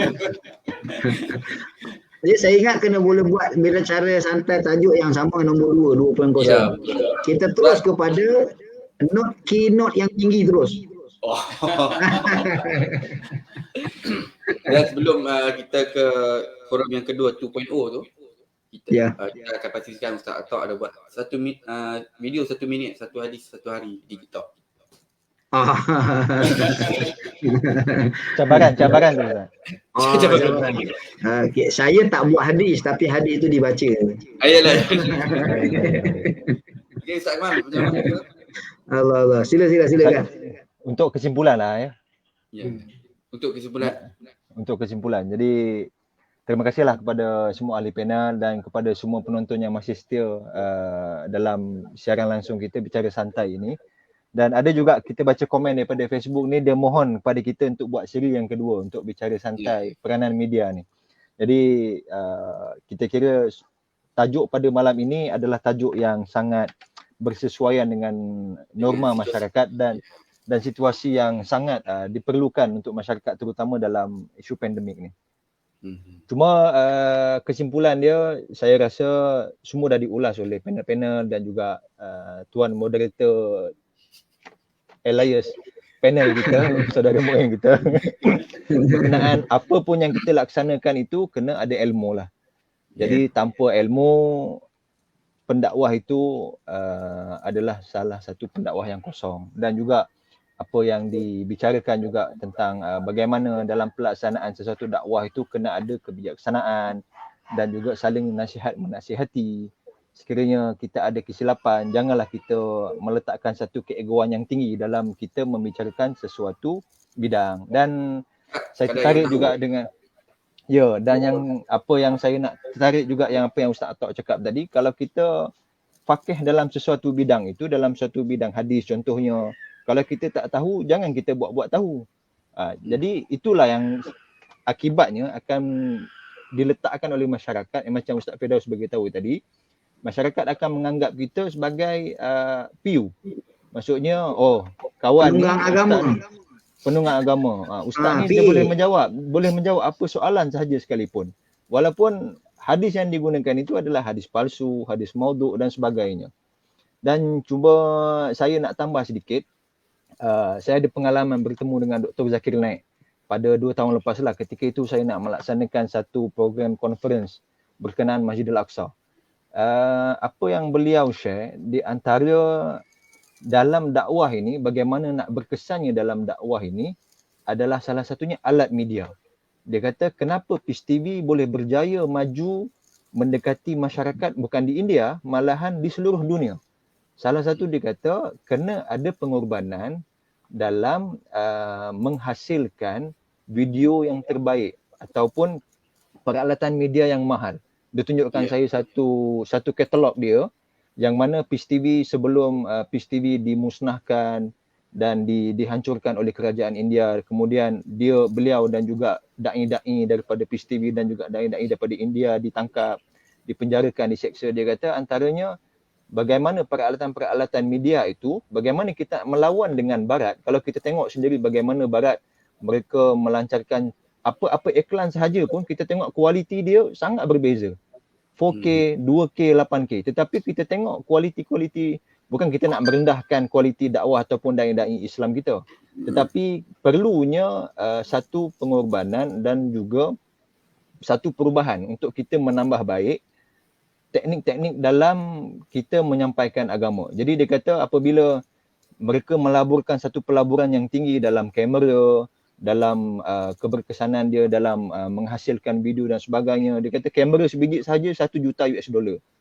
Jadi dengan kualiti itu barulah ada semangat masyarakat untuk menonton dan juga merasai bagaimana penyampaian. Selain daripada bagusnya pengucapan awam mereka dan juga ilmu yang sangat fakih dalam bidang-bidang perbezaan perbandingan agama, dalam menyampaikan agama-agama Hindu, agama Buddha dan agama-agama selainnya.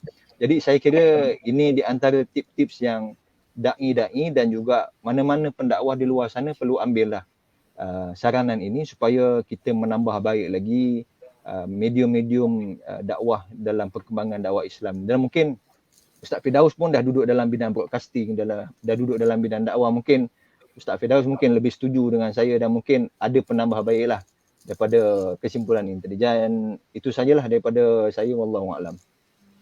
Apa saudara Akmal minta setuju tak? Setuju. Saya memang setuju 100%. Betul. Kalau malam ni live kita sangkut-sangkut, saya rasa tak sampai 7-8 orang. Seorang pun tak tengok.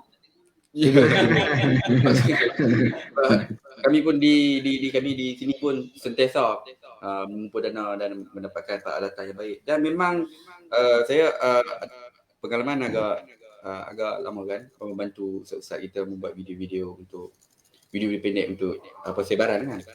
Bila kita tengok video yang kualiti biasa ini kualiti HD lah kita ambil, memang berkesan jauh.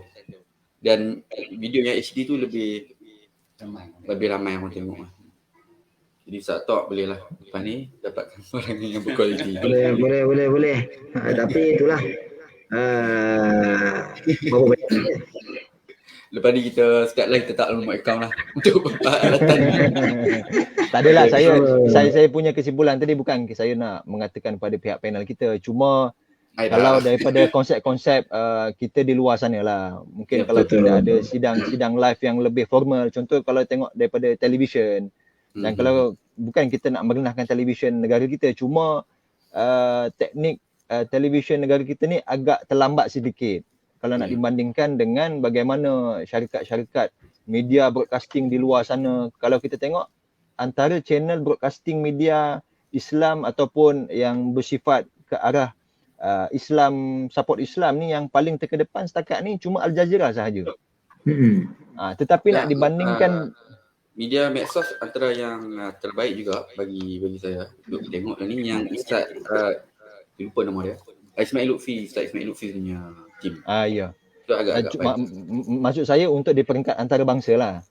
Kalau kita tengok nak dibandingkan dengan media daripada barat, daripada CNN dia, daripada BBC dia, daripada channel-channel yang disupport oleh Yahudi dan Amerika, sangat tidak tak setara ataupun tidak sama level dia. Dan akhirnya berita-berita yang sampai kepada masyarakat itu lebih kepada fake news daripada fakta yang sebenar. Jadi mungkin Ustaz Firdaus boleh simpulkan lagi lah berkenaan isu-isu berkenaan media ni, insyaAllah.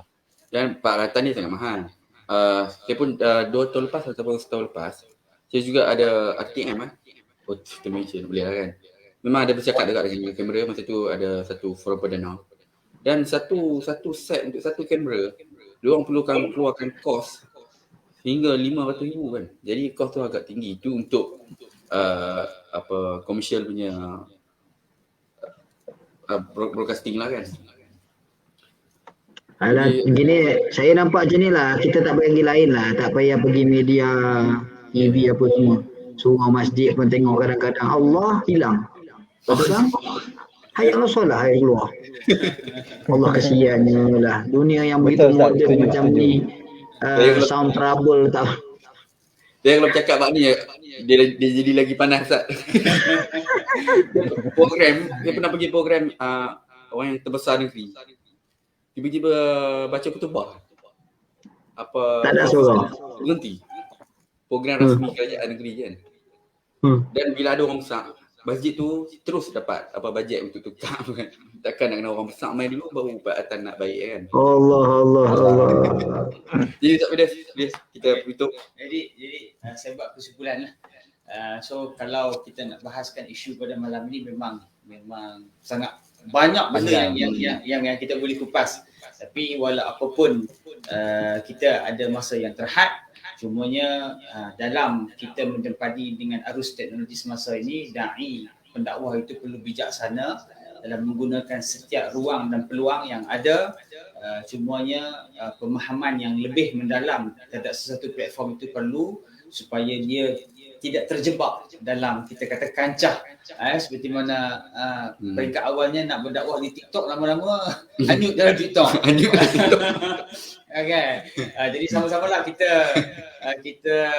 sebar luaskan manfaat kepada orang ramai dengan menggunakan media massa yang ada pada hari ini. Dan saya kira itulah komen saya, dan insyaAllah semoga live kita pun selepas ni rating dan view dia tu insyaAllah mungkin ramai lah kot. InsyaAllah. Mudah-mudahan. Saya tak kesimpulan ni.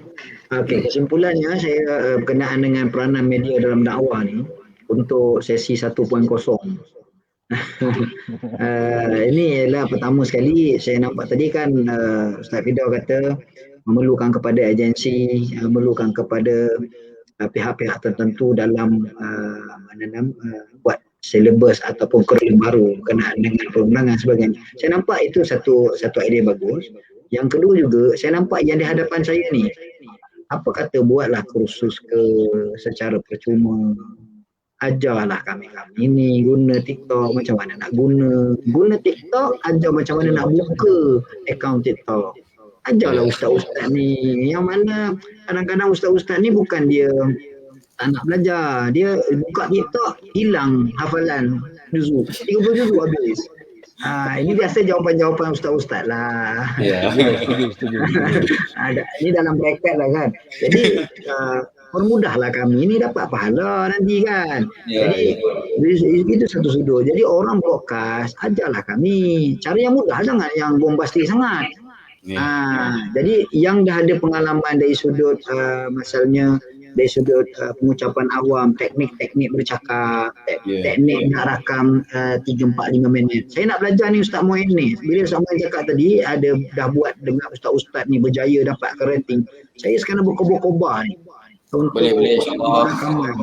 Tapi saya nak belajar dulu apakah tip-tip cara. Bukan boleh contoh Ustaz Muin, saya boleh cakap sejam, 2 jam, 3 jam. Tapi bila masa orang bagi 5 minit pun payah saya nak buat susun ayat yang begitu compact dan fleksibel gitu ya.